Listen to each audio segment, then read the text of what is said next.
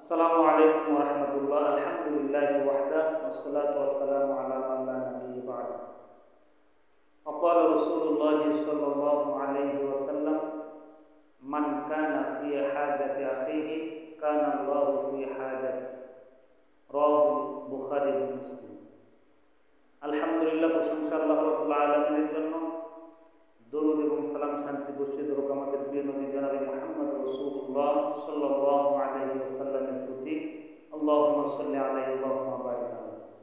সম্মানিত দ্বীনী ভাই ও বোনেরা, ফরমান টিভি 21 এর পক্ষ থেকে আপনাদেরকে আন্তরিক শুভেচ্ছা এবং মোবারকবাদ জানাচ্ছি। আজকে আমি আপনাদের সামনে একটি বিষয় নিয়ে আলোচনা করার জন্য উপস্থিত হয়েছি।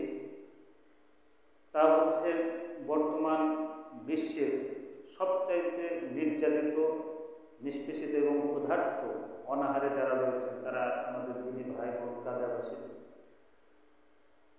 আজকে এই ছোট্ট ছোট্ট শিশুদের মুখের দিকে তাকালে তাদের শরীরের যে অবস্থা, না খেয়ে অনাহারে, এমনকি সপ্তাহে 2 দিনও খেতে পারে না। বিশেষ করে পুষ্টিহীনতায় অসংখ্য আমাদের জান্নাতের ফুলেরা ঝরে যাচ্ছে। আজকে এগুলো যখন আমরা নিজের সামনে দেখছি, অত্যন্ত লজ্জিত আমরা আজকে মুসলিম হয়ে তাদের জন্য কিছু করতে পারছি না। অথচ আল্লাহ রাসূল বলছেন, কোনো ব্যক্তির যদি একটি প্রয়োজন মিটিয়ে দেয় তবে আল্লাহ রাব্বুল আলামিন তারও প্রয়োজন মিটিয়ে দিবেন। আল্লাহ রাসূল বলছেন, দুনিয়াতে আমাদের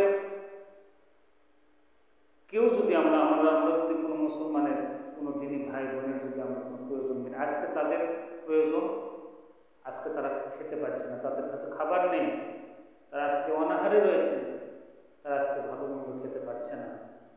এমনকি না খেয়ে শিশুরা একবারে কঙ্কাল হয়েছে। অসংখ্য শিশুরা আজকে না খেয়ে তারা মৃত্যুবরণ করছে। হায় আফসোস, আজকে আমরা কি জবাব দেবো আল্লাহর কাছে? মুসলিম হিসাবে আজকে আমরা লজ্জিত। আজকে আমরা মুসলিম হয়ে মুসলমানদের পাশে দাঁড়াতে পারছি না। আল্লাহ রাসূল বলছেন, আল মুসলিম আখু মুসলিম, এক মুসলমান অপর মুসলমানের ভাই।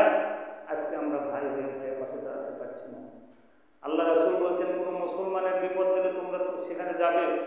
মুসলমানদের বিপদে আমরা আজকে তাদের পাশে দাঁড়াতে পারছি না। আজকে আমরা তাদেরকে জুলুম নির্যাতনের দিকে আমরা ঠেলিয়ে দিচ্ছি। আজকে আমরা কিছুই করতে পারছি না।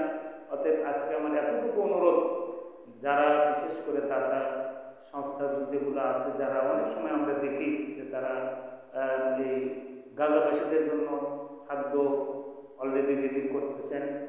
যাই হোক, বিভিন্ন সংগঠন থেকে এটা করছেন, আমি কোনো সংগঠনের নাম উল্লেখ করছি না।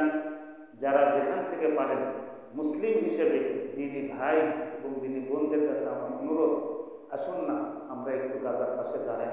আজকে তাদের যেটা প্রয়োজন আমরা একটু সেটা প্রয়োজনটুকু একটু মিটিয়ে দিই।